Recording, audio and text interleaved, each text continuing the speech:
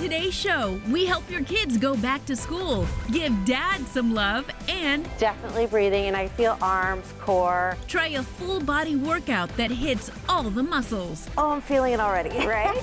Plus, it's like a warm hug. Get a taste of Italy with homemade lasagna. Wow. But up first, discover the healing power of an apology. It's your life, it's your list, and it starts right now. Hey everyone, I'm Christina Guerrero. And I'm Jimmy Rhodes. And KG, maybe it's a product of our polarized culture. So many people have strong opinions and an utter inability to back down, even if they're wrong. Yeah, and for whatever reason, it seems like saying I'm sorry can be seen as a sign of weakness, when in reality, it's a show of strength. So we're looking at how to make an apology and really mean it. And that's our featured story at the top of the list.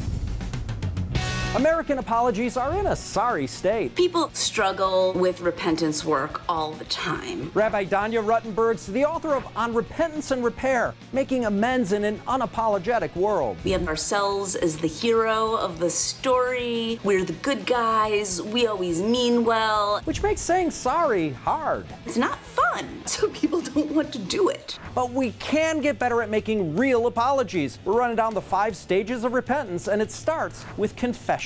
Owning fully the harm that you've caused without hedging, without bluffing, without talking about how you meant really well, and so it should all be okay. Avoid the instinct to minimize your actions. When you own the harm that you've caused, the person who was harmed gets validated in what was done to them. You stop hiding from the truth, and others can see you and support you in your growth. Step 2 is to begin to change. It's not enough to say I did wrong because I was acting out of trauma. But if you don't do the work to address that trauma, then the probability is that you're going to continue getting that button pushed in different ways, at different times, with different people. You're going to continue to be that same person who does acts of harm. So get to the work of fixing the underlying problem. Start taking a journey of change and growth so that you can become someone who makes different choices. So now you're ready to accept consequences and possible restitution, and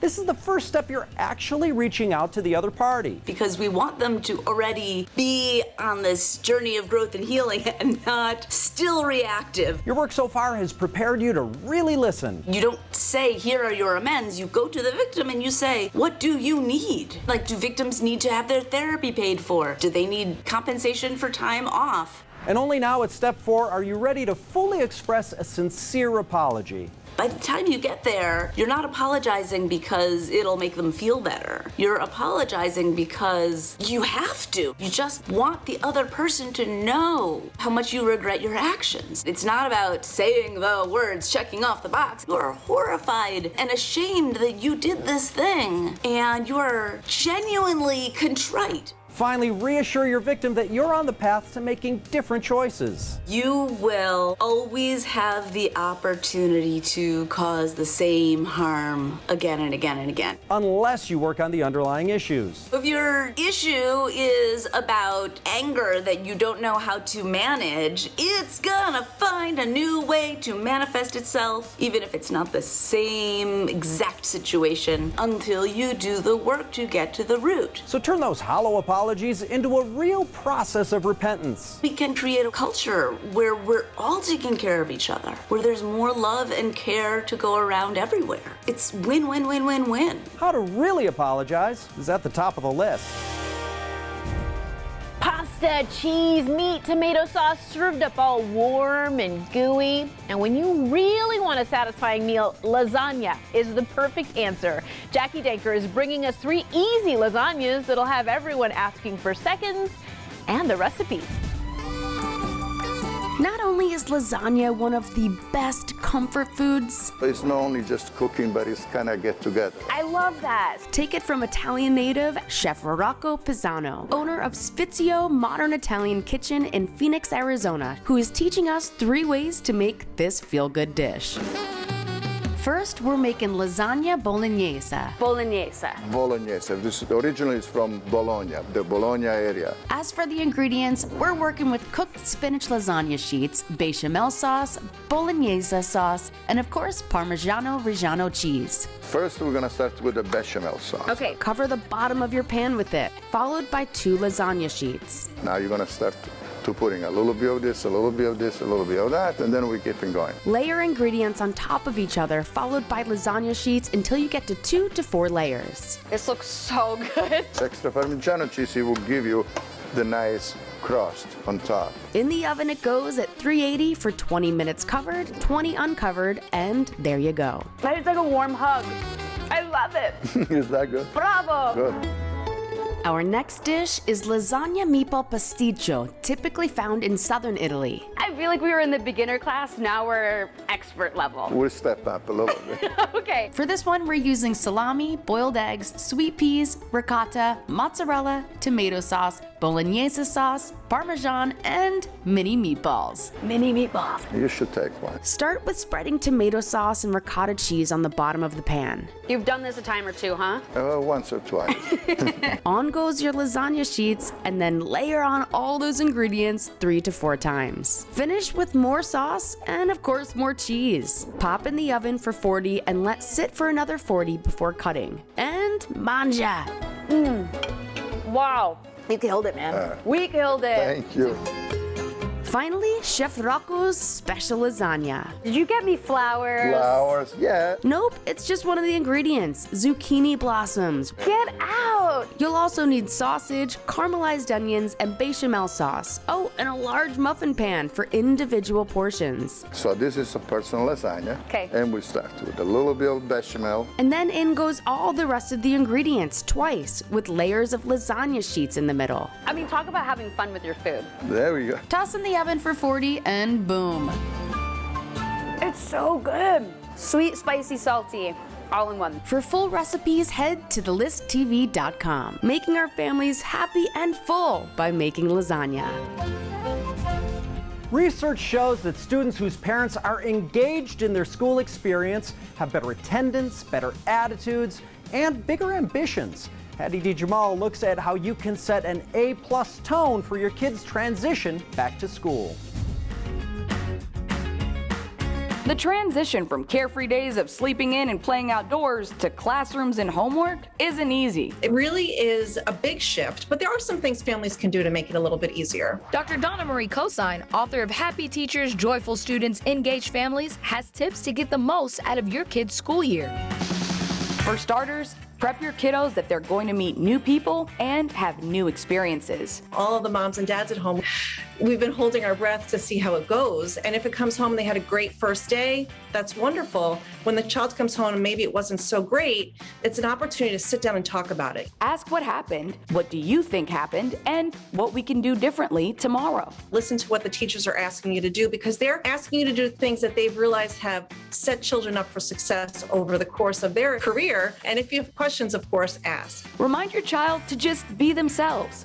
And if your kid sees another kid sitting by themselves, go sit next to that student. Just be a really good community member and be a good friend.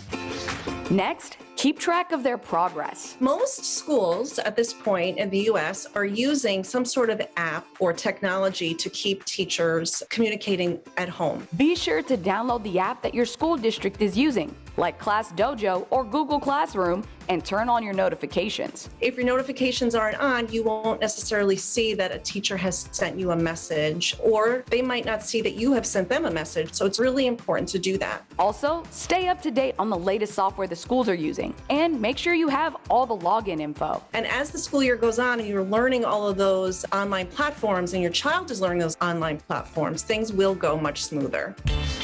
Finally, stay present. Parents sometimes think that the older their children are, the less they need to be involved, and that's actually not the case. No matter their age, kids need their parents to help them set goals and manage their workload. High school graduation rate is linked to involved parents. Whether you read with them at night when they're younger or help them with their school work timeline, you are your child's first teacher. You know them better than anyone does. Switching kids' mindsets from summer to school. Still to come on The List. We're gonna waddle back and forth. Save your joints with a highlight workout. Oh, I'm feeling it already, right? And reduce air pollution from your roof. Adding vegetation is a way to filter that air. Plus, it sounds like you're literally making this up right now. Get hooked with a true tale of catfishing. The script was so well mapped out that I said, I actually think he can pull this off. That's all next on the list.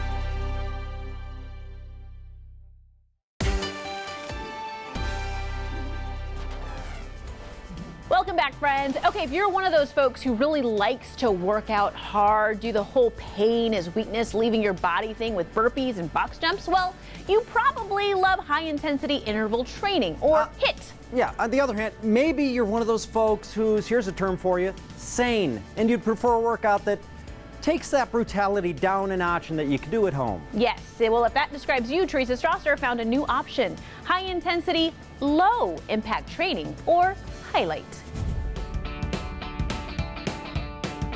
Take that old adage, no pain, no gain, and kick it to the curb. A lot of different exercises can be beneficial for people, but there are some exercises that can do more harm than good. We visited Lifetime Fitness to learn about the fitness trend, highlight, aka high intensity, low impact training. Kaylee Martz shows us how to stay in shape with these at-home workouts. Let's start with the upper body workout. So the first one we're going to do are plank up downs. There are probably other names for this exercise, but you're going to get into a plank position. You want your hands directly underneath those shoulders. From there, go down to your forearms, then push back up onto your hands. This will work your core, chest, shoulders, and triceps. Repeat for 20 to 30 seconds. You want to get your heart rate high, but you also want to let it come down a little bit in between these sets. Follow the planks with a set of lat gliders. If you don't have glider pads, you can use hand towels on a tile or hardwood floor. Start in the plank position. You're going to come out as far as you can, keeping it nice and tight, and then drive it back up. You can also do this on your knees as well as just going one hand out at a time. Definitely breathing, and I feel arms, core. Yeah, that's good.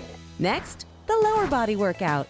You'll need a yoga mat and gliders or hand towels for glute bridge gliders. Sit at the edge of the mat and lay flat with your heels on the gliders or towels. Then lift your hips up in the air. Keeping our hips in the air the entire time.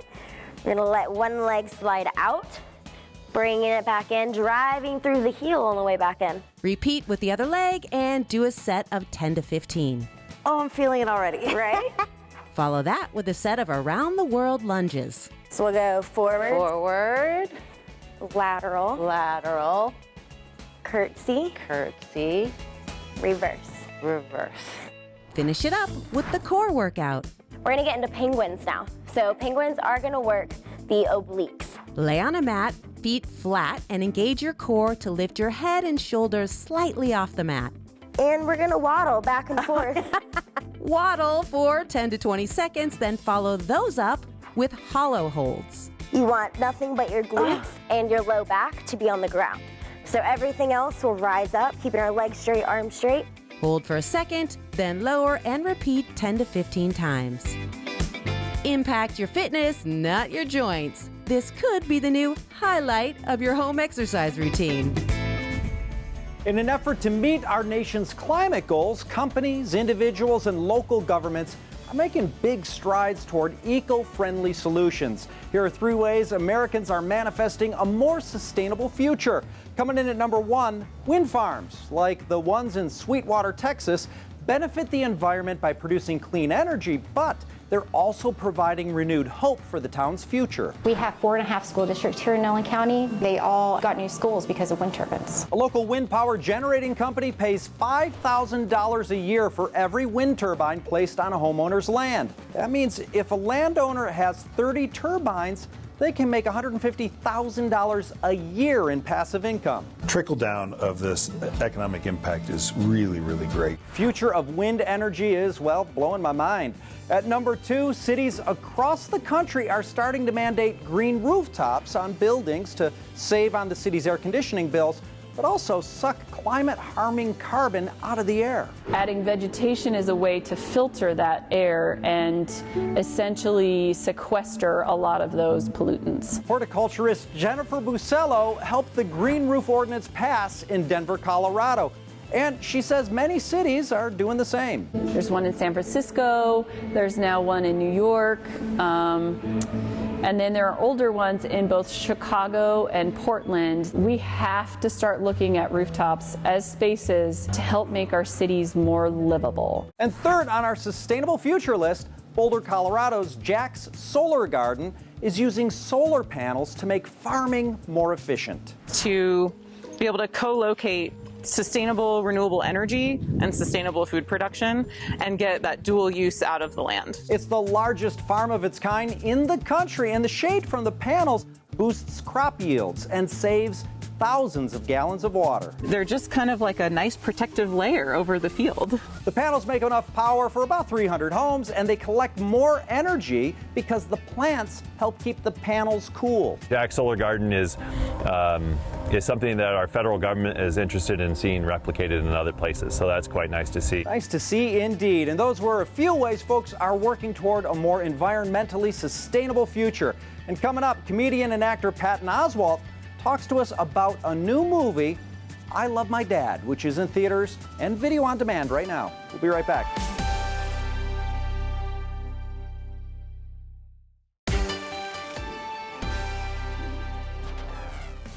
We're back. Okay, on today's watch list, I Love My Dad. Sounds like it might be a movie about a kid just loving on his dad. Well, yeah, kinda. But this new comedy could leave you cringing at the edge of your seat. We talked to the star comedian Patton Oswalt about this you have to see to believe true story. I met someone online. She's like smart, funny. And you've like talked to her on the phone and stuff? Obviously. Imagine meeting a potential love interest online, but it turns out to actually be your dad. It sounds like you're literally making this up right now. That is the plot of the new movie I Love My Dad, and star Patton Oswalt along with the writer, director, and co-star James Morosini told us why it's a must-watch. Soup. First, it's really based on a true story. I got in a big fight with my dad a long time ago. I decided to block him on social media and set a really clear boundary. I was going through some tough stuff. He just wanted to make sure I was okay, but I wouldn't talk to him. Did you delete your profile? Kind of the main way I was staying in touch with you. I got home one day and this really pretty girl had sent me a friend request online, and I was very excited. She had all these amazing pictures, and then I found out it was my dad, and my dad had catfished me. This girl's the love of my life. Keep your expectations low. She could be like mean or a scammer, or your dad.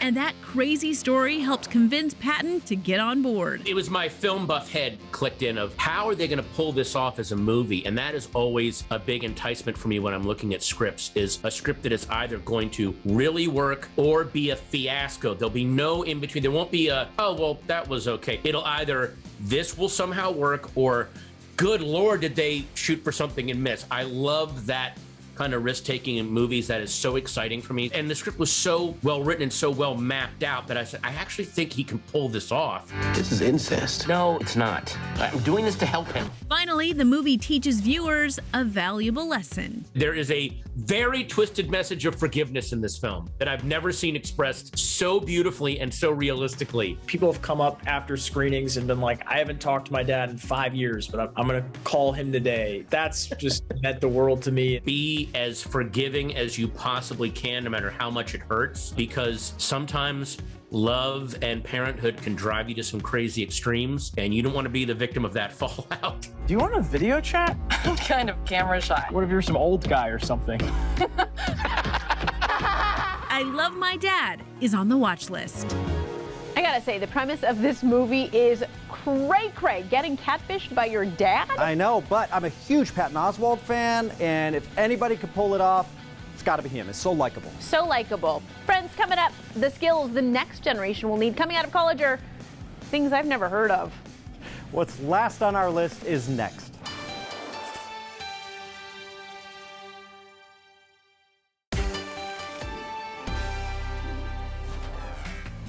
Welcome back, and it's time for what's last on our list. In KG, a recent article in the Wall Street Journal listed classes being offered at universities, and it is way different from anything I took in college. All right, hit me. University of Virginia's Darden School of Business is offering a class called Entrepreneurship in the Metaverse. Yeah, I don't know what the metaverse means.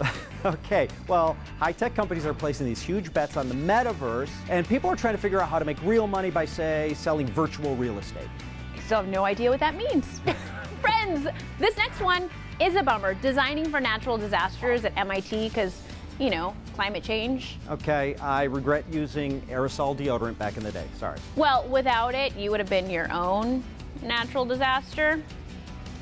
Okay, finally, UC Berkeley's offering a class on, get this, building a personal brand. Really? Okay, it's the Instagram generation. In all fairness, though, in college, circa 2003, I took a class on pop culture and wrote a paper about why Britney Spears mattered. No, you didn't. Yes, I did. Oh, come on. When I was in college, we took basic academic courses. Back in the olden days, Rotary Phones 101, Introduction to FM Radio. Fine, laugh it up. When the zombie apocalypse happens, rotary phones and over-the-air radio will save humanity. Oh, I can't wait.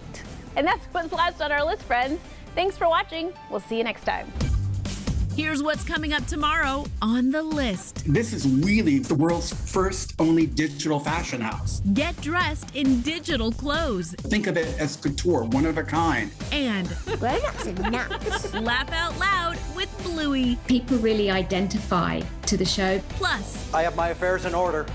take a bite out of National Sandwich Month. This is so wrong, but it feels so right. That's tomorrow, only on the list.